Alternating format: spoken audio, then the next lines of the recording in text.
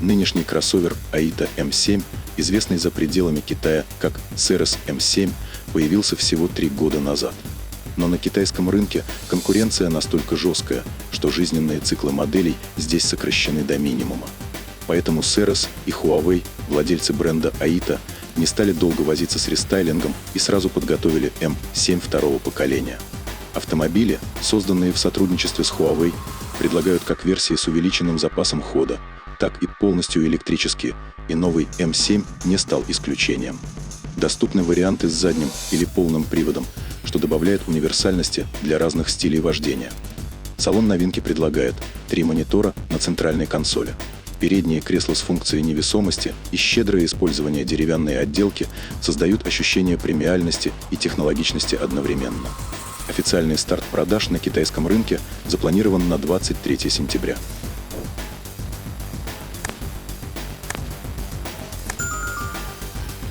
Нынешний кроссовер M7 был разработан компаниями Ceres совместно с Huawei в 2022 году. В 2024 году модель получила обновление и небольшое снижение цены. Это дало свои плоды. Продажи выросли и было реализовано 193 342 автомобиля. Но в 2025 году интерес к кроссоверу заметно снизился. С января по июль продано всего 35 146 машин. Тем не менее, Huawei и Ceres не сидят сложа руки и готовят совершенно новый M7. Внешний дизайн модели показали еще в конце прошлого месяца, а теперь производитель рассекретил и интерьер, так что новый салон уже можно оценить сейчас.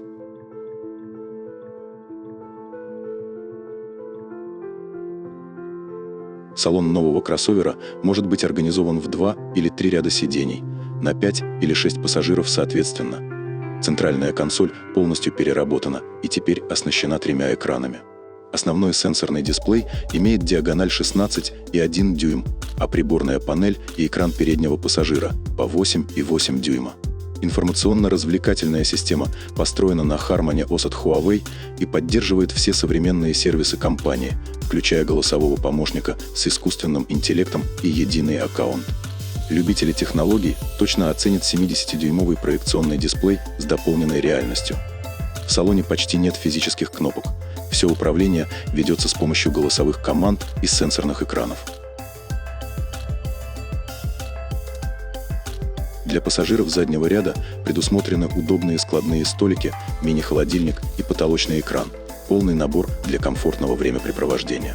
Кстати, в других моделях бренда Aita M8 и M9 вместо экрана используется проектор.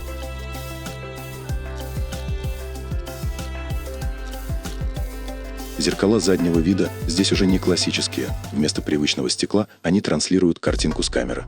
В салоне встречает щедрое сочетание дерева и кожи, а стильный 3-спицевый руль создают ту самую атмосферу премиум-класса. Рычаг переключения передач переместился на рулевую колонку, благодаря чему центральный тоннель освободился и получил 2 площадки для беспроводной зарядки, пару подстаканников и большое отделение для хранения. Дверные карты теперь без привычных ручек, вместо них аккуратные кнопки. А управление подогревом и охлаждением задних сидений и вовсе встроили прямо в деревянную вставку. Казалось бы, мелочь, но такие решения моментально создают ощущение футуризма и премиального уровня. Подсветка салона стала мягче, а динамики Huawei Sound делают музыку живой и насыщенной.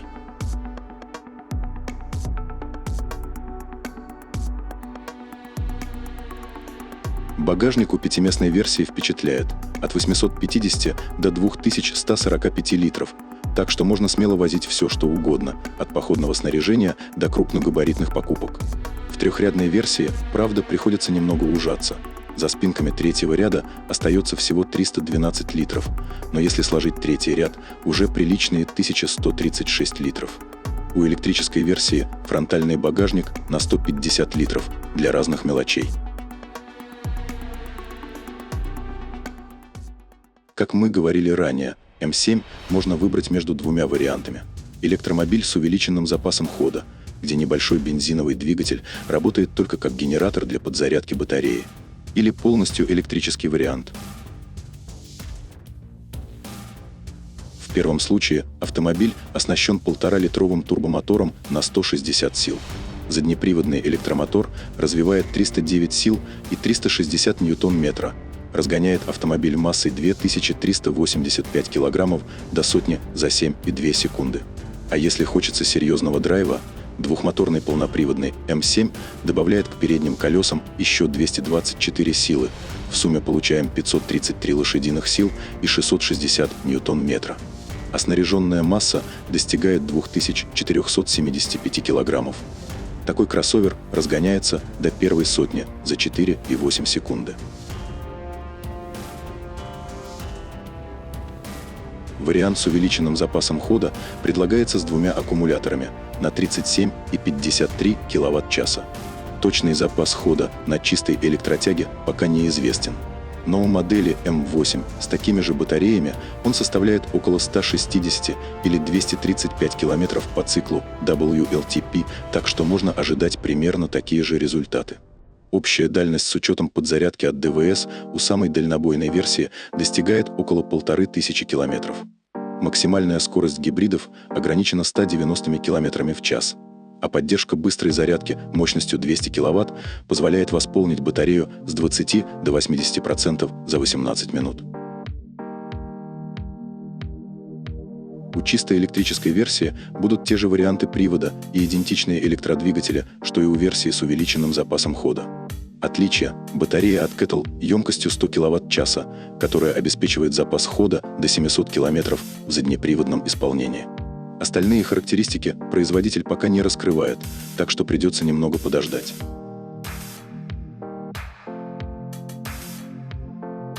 М7 второго поколения внешне близок к старшему кроссоверу М8. Передняя часть одинаковая, а основное отличие – узкие задние фонари с другим световым рисунком. Вместо выдвижных ручек теперь утопленные, аккуратно и технологично. Новый цвет, коралл и хромированные элементы делают М7 свежей и явно выглядит дороже прежней версии. Кроссовер подрос в размерах. Длина 5080, плюс 60 мм, ширина 1999, плюс 54 мм, высота 1780, плюс 20 мм, колесная база 3030, плюс 210 мм. Известно, что будет пневмоподвеска с адаптивными амортизаторами CDC, меняющими жесткость, но пока не ясно, будет ли это во всех версиях или за доплату. Стоит отметить еще одну заметную деталь – датчик лидар, аккуратно установленный на крыше. С высокой долей вероятности новый внедорожник получит современную систему помощи водителю Huawei ADS4 для топовых версий. Этот комплекс умеет многое, предотвращает столкновения на любых скоростях, помогает парковаться даже в самых тесных дворах и уверенно проводит автомобиль через круговые развязки. Инновация нового М7 – система лазерного зрения Limera от Huawei. Она сочетает лидар и скрытую камеру, спрятанную за зеркалом заднего вида прямо за лобовым стеклом. Huawei сообщает, что Limera появится в младших версиях кроссовера, где она дополнит стандартные камеры и поможет автомобилю лучше видеть в темноте. Система распознает препятствия ночью объемом до 30 см и может среагировать на экстренное торможение при скорости до 100 км в час. Продажа нового М7 в Китае начнется в конце сентября 2025 года. Ожидается, что его цена будет соответствовать текущей версии кроссовера – от 35 до 46 тысяч долларов. Позднее новая модель может появиться и на зарубежных рынках. Первое поколение М7 уже продается под именем Ceres 7 на других рынках. В эпоху, когда рынок буквально наводнен новинками, удержаться на плаву – это уже достижение. М7 явно не собирается сдавать позиции и предлагает технологичный и стильный кроссовер с начинкой от Huawei. Он словно показывает, что будущее за теми, кто умеет соединять инновации с практичностью. Если это видео было для вас полезным, не забудьте поставить лайк и подписаться, чтобы не пропустить крутые новинки автомобилей и свежие обзоры. Пусть ваша жизнь будет наполнена яркими путешествиями, а каждый поворот дороги открывает новые возможности и впечатления. Желаем вам комфорта, безопасности и удовольствия от вождения, чтобы машина всегда дарила только позитив и уверенность. Спасибо, что смотрите. Оставайтесь с нами и до следующего видео.